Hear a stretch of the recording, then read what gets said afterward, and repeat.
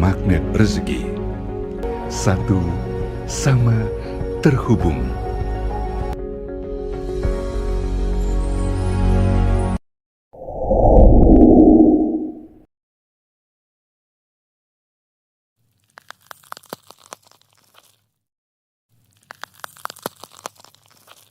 Alhamdulillah, buku Magnet Rezeki dapat rekor muri sebagai buku motivasi religi dengan bestseller terlama di dunia. Alhamdulillah.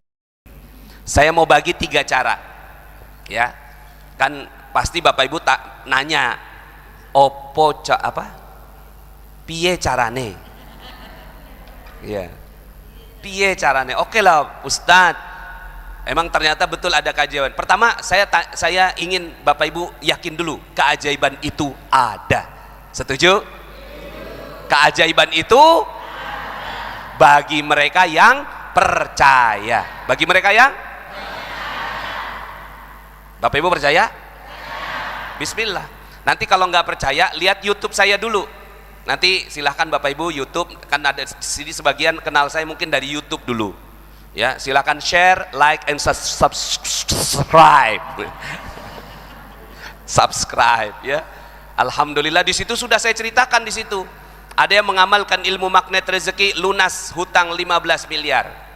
Ada yang mengamalkan ilmu Magnet Rezeki dari gaji 900.000 sekarang asetnya 7 miliar. Ya, ada yang kankernya sembuh. Ada yang selamat dari tsunami. Silahkan Bapak Ibu lihat di sana gratis di YouTube itu, lihat. Cari aja Nasrullah Magnet Rezeki. Ya, semua saya bagikan gratis. Nah, sekarang saya mau bagikan 3 cara nih. Sebenarnya sih ada 101 cara. Ya. Cuma kalau saya bagikan semua mabok nanti. 3 dulu, boleh? Ya kan kalau 3 berarti 30 kali pertemuan. Ya. Mudah-mudahan ada waktunya. Atau nanti Bapak Ibu silakan menuju ke YouTube atau Telegram, ada di Telegram, channel Telegram di sana gratis. Cara pertama, di sini siapa yang mau dapat duit banyak? Jangan cuma saya, tangannya angkat dulu. Siapa yang mau duitnya banyak? Duitnya kata ya. Nggak mudah nih orang Betawi ngomong kata. Akeh. Pertanyaannya adalah, di surat dan ayat berapa Allah janjikan uang yang banyak? Bunyinya begini ayatnya, aku janjikan kepadamu uang yang banyak. Pernah baca ayat itu? Belum pernah? Pantesan gak punya duitnya.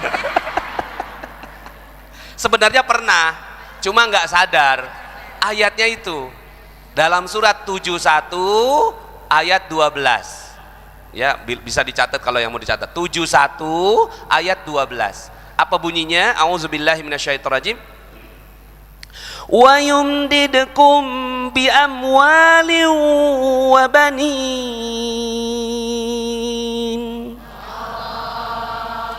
Wa yumdidkum bi amwalin wa banina wa yaj'al lakum jannatin wa yaj'al lakum anhara. Aku janjikan kepada kalian uang yang banyak. Nah itu belum pernah baca ya. Nah itu ayatnya, ya. Cuma memang jarang yang bahas begini, jarang. Pernah Bapak Ibu, Bapak-bapak di sini, khotib Jumat ngomong begini, Ma'asyiral muslimin, sidang Jumat yang dirahmati Allah. Hari ini khotib akan berbicara tentang uang yang banyak. Belum pernah ya? Lah ini makanya kajiannya di Ahad pagi, karena Jumat nggak mungkin. Ya. Ini ayatnya, wa yumdidkum bi amwalin, akan Allah tambahkan harta yang banyak, wa banin, anak-anak, wa yaj'al lakum jannatin, diberikan kebun-kebun, wa yaj'al lakum anhara, dan kebunnya terjamin karena ada sungai di sampingnya, pasti panen. Ya.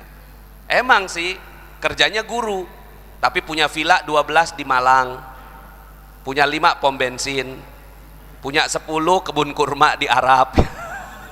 Lah itu kejadian di Depok.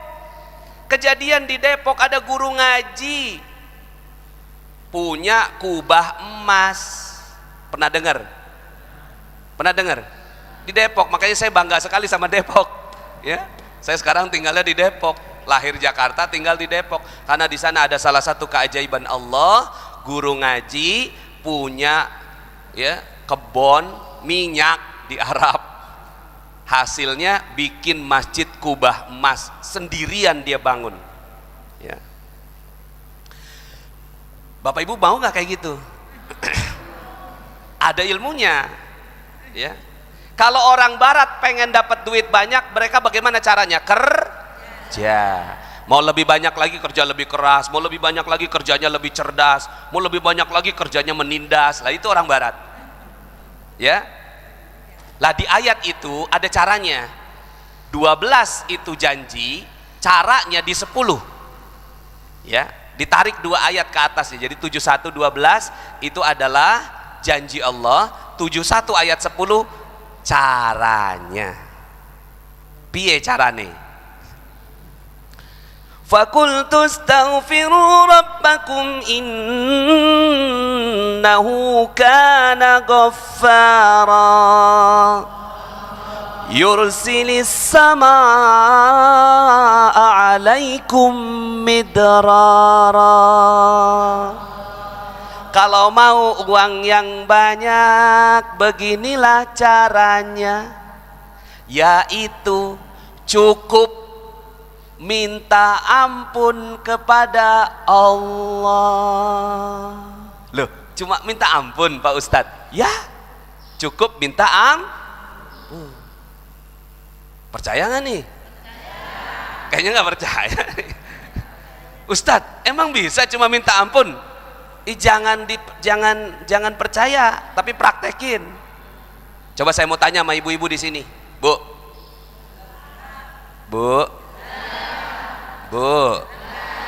Sebulan kemarin sampai sekarang berapa orang yang digosipin?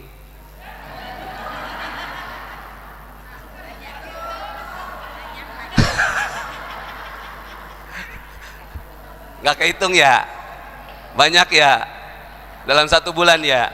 Sekarang saya mau tanya sama ibu, tahu nggak kalau gosip itu dosa? Tahu. Tapi kok terus ya? Ini Pak, begini nih, bapak-bapak kerja keras dari pagi sampai sore, pagi sampai malam, berpeluh keringat, ya membuka sawah, ya nanam, ya dipupukin itu sawahnya. Kenapa kok nggak panen-panen ya? Itu ibaratnya mobil, bapaknya ngegas, kok mobil nggak jalan-jalan? Ternyata ibu narikin rem tangan.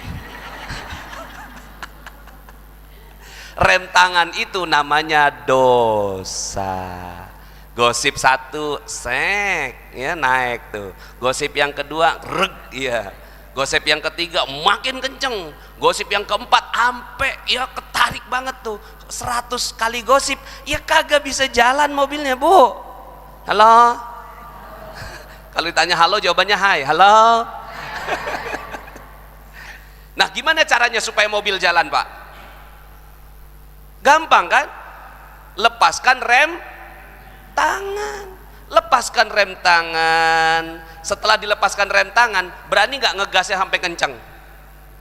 Masih di garasi nih, rem tangan udah dilepas, langsung ngegas tuh, gitu. Berani? Udah nggak berani. Makanya orang yang udah magnet rezeki kerjanya cuma pelan. Sekarang kita kerja terlalu keras. Kenapa? Kerjanya sambil ngegas, sambil ngerem. Makanya jadi kerja keras. Halo. Maka kata Allah, fakultu astaghfiru rabbakum. Maka ajarkan kepada orang yang mau mobilnya jalan, lepaskan rem tangannya. Rem tangannya namanya gosip. digosok makin sip. Mana ada digosok makin sip, digosok makin nggak jalan mobilnya. Nah, siapa yang mau dapat keajaiban? Siapa yang mau praktek? Pulang dari sini ibu-ibu langsung praktek. Mau? Bagaimana cara prakteknya? Cara prakteknya, teruslah bergosip.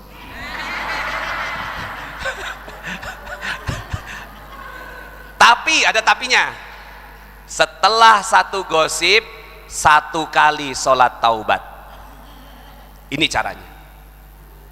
Jadi satu kali sholat nih, gosip nih, ngek, sholat taubat, ngek, ya, gosip lagi, ngek, sholat taubat, ngek, gosip lagi nih, ngek, ya, ngok. Kemarin tuh ya ada siapa Lesti dan lo kok pada tahu sih? Pulang dari sini langsung, ya Allah, aku tadi ngaji di Masjid Al-Falah, ngajinya tentang pengen dapat keajaiban, aku mau juga ya Allah. Maka ya Allah, aku tahu caranya. Caranya adalah aku lepaskan rem tangan dengan sholat taubat. Maka kemarin aku gosipin Leslar ya Allah.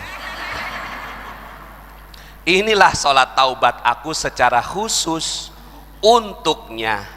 Usolli sunnata taubat rok'ataini lillahi ta'ala.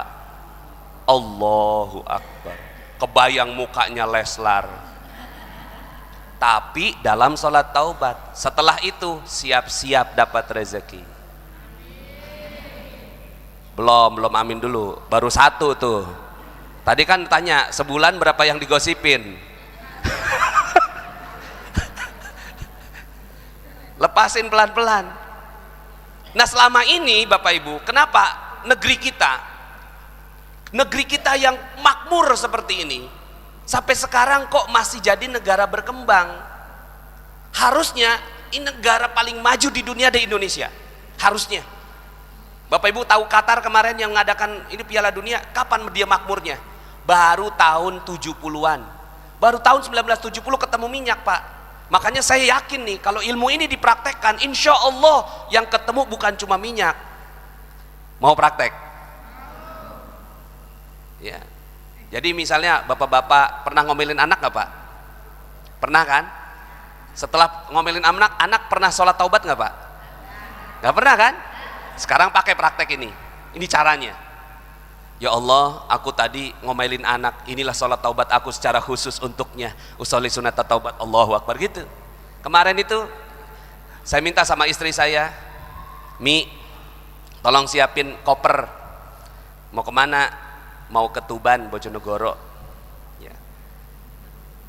3 hari disiapin tuh barang-barang sama dia. Saya tiduran sambil scrolling HP. Bi, saya nggak jawab. Bi, aku ngajak ngomong nih, saya nggak jawab. Bi, aku ngajak ngomong, bruk gitu. Aku udah capek-capek nyiapin barang, aku dicuekin begini, Abi mau pergi, oh panjang lah ngomongnya, ya khasnya emak-emak. Beranak 6. Anak istri saya anaknya 6, ya. Satu cukup. Langsung saya istighfar, astagfirullahaladzim, maaf neng, iya, kamu mau ngomong apa sayang? Ya. Saya jalan lah tuh, udah selesai, pas jalan tuh langsung keingetan tuh peristiwa itu di tengah jalan. Kan saya jalannya malam, naik darat, saya bawa mobil kalau ke sini. Tengah jalan saya bilang sama teman saya yang nyupirin saya, bang, minggir dulu bang, kita ke rest area. Siapa? Di rest area apa yang saya lakukan? Sholat taubat secara khusus. Ya Allah, sebelum berangkat aku nyuekin istriku ya Allah. Aku takut kalau masih ada sisa kecewanya dia. Aku takut nanti di perjalanan ada apa-apa dan nanti aku nggak dapat rezeki dalam perjalanan ini. Maka inilah sholat taubat khusus aku untuk nyuekin istri. Usolli sunnata taubat rok'ataini lillahi ta'ala. Allahu Akbar. Udah begitu sekarang teliti betul. Dulu sebelum tahu ilmu ini, wah nggak pernah sholat taubat Pak. Ya. Tapi setelah tahu sholat ini, sebulan sekali sholat taubat, lepasin rem tangan, sebulan sekali. Makin kesini seminggu sekali, makin kesini udah tiap hari. Saya nggak berani setiap hari, kalau nggak sholat taubat, karena dosa saya banyak. Bedalah sama bapak ibu semua, dosanya dikit, kalau saya banyak. Ya, ternyata caranya cuma itu. Dan betul bapak ibu, setelah sholat taubat, Allah kasih rezeki yang banyak. Halo, mau praktek nggak nih? Mau? Ini saya udah kasih tahu caranya nih. Cara pertama, setiap dosa sholat taubat. Jangan cukup istighfar, jangan cukup. Kenapa? Jangan-jangan istighfar kita nggak diterima. Jangan. Langsung aja sholat taubat. Ya Allah, aku tadi tuh ya menghina orang di jalan, ya Allah. Astagfirullahaladzim. Dia buang sampah sembarangan, aku omelin dia. Langsung tuh, ya, masuk masjid, masih tahiyatul masjid, imam belum qomat. Ini kan sholat taubat bisa dibarengin, nanti ngaji lagi, ya. Ada sholat taubat, ada sholat sunnah yang bisa digabung. Contohnya misalnya sholat tahiyatul masjid sama sholat taubat itu bisa 2 rakaat aja, tapi 2 niat. Tahiyatul masjid tambahin sholat taubat. Tapi sholat taubatnya jangan cuma ya aku sholat taubat, enggak. Ya Allah, aku tadi ngomelin orang di jalan dan ini sholat taubat aku. Usolli sunnatat tahiyatul masjid wa usolli sunnatat taubat. Rakaat ini lillahi ta'ala, Allahu akbar. 2 rakaat dapat 2 sholat. Tapi nanti belajar lagi, ngaji lagi ya. Ini kan nggak banyak nih saya bisa kaji. Nanti bapak ibu kaji lagi, ya. Yang jelas nggak boleh adalah sholat wajib digabung, nggak boleh. Ya Allah, aku niat sholat zuhur, asar, maghrib, isya, subuh, Allahu akbar, nggak boleh. Ya. Tapi kalau sholat sunnah ada yang boleh, ada yang nggak boleh.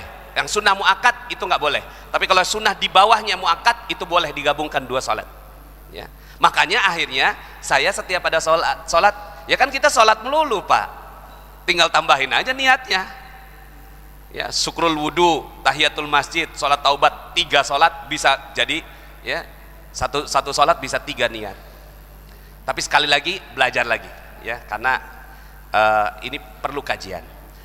Mungkin sampai sini ada yang bertanya, Ustadz, itu orang Cina kagak pakai sholat taubat mereka kaya? Iya. Itu orang Barat nggak pakai sholat taubat itu bisa menang aja itu Piala Dunia. Ya, halo. Begini ceritanya, ini pelan-pelan mesti saya jelasin, boleh? Orang Barat, orang non-Muslim, sepanjang hidup mereka zolim kepada Allah. Inna syirka la zulmun azim. Sesungguhnya syirik kepada Allah sebesar-besar kezaliman. Allah nggak suka sama orang yang syirik. Maka tempatnya pasti neraka. Setuju? Harus setuju, ini mah tauhid. Betul? Tapi orang yang nggak kenal Tuhan itu pernah berbuat baik, ngasih makan kucing, ngasih makan anjing, nyebrangin nenek di jalan, bikin mic seperti ini, bikin kamera. Ini kan orang nggak kenal Tuhan semua yang buat. Perbuatan baik bukan nih? Ini dipakai ngaji, mereka dapat amal jariahnya nggak? Dapat. Cuma Allah nggak mau balas di akhirat. Balasnya di mana? Di dunia. Supaya Allah nggak punya hutang ketika di akhirat. Selesai. Makanya jangan heran, biasa aja gitu ngelihat orang nggak kenal Tuhan, ya, nggak pakai sholat mereka kaya, biasa aja, karena itu kasih sayang Allah kepada mereka. Adil Allah. Tapi kita orang yang tinggal di bumi wali ini setiap harinya berbuat baik. Asyhadu an la ilaha illallah. Tidak ada perbuatan baik yang paling dicintai Allah kecuali la ilaha. Kita udah sepakat 9 kali minimal kita bersyahadat, minimal yang sholat wajib. Tapi pernah nggak kita buat dosa? Salah, alpa, lupa, lalai, pernah? Maka Allah maha membalas nggak perbuatan salah? Maha membalas nggak perbuatan salah? Dibalasnya di mana? Untuk orang yang sebaik bapak ibu semua, Allah nggak tega ngebalasnya di akhirat, nggak tega Allah. Makanya dibalasnya di dunia berupa nggak panen, berupa gaji nggak naik, berupa bensin naik terus, berupa harga-harga naik nggak bisa kebeli karena Jadi ilmunya beda. Udah deh, pokoknya jangan pakai ilmu barat, pakai ilmunya Al-Quran. Setuju? Mulai dari sekarang teruslah bergosip. Oh, udah nggak mau. Masya Allah. Karena bapak-bapak, Pak, kalau saya bilang jangan gosip, mereka marah, Pak, karena itu habitat mereka. Tapi kalau saya bilang teruslah bergosip, tapi konsekuensinya setelah gosip langsung nggak panen, ya, langsung harga-harga tinggi. Itu harga-harga naik karena gosip loh, betul nggak? Kemarin ya di Bojonegoro itu ada satu kampung, ketika terik matahari, nanam tembakau dengan harapan bisa panen. Sebelum panen udah hujan, betul? Ada kejadian begitu. Sekarang saya mau tanya, yang bikin nggak panen cuaca atau dosa? Ah, udah tahu sekarang jawabannya, betul? Bukan karena jangan salahin cuaca mah pasti baik. Yang nggak baik dosa. Ini cara pertama. Mau lanjut cara kedua? Salawatan dulu. La ilaha illallah al-malikul haqqul mubin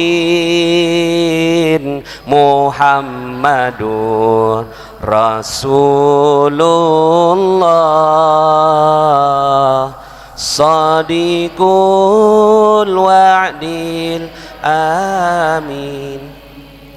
Wakhtim bi ahsani khitam idza danal insiram wa hana hinul himam wa zadarashul jabin.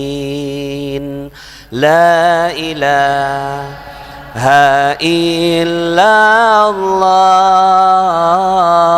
al-malikul haqqul mubin Muhammadur Rasulullah Sadiqul wa'dil amin.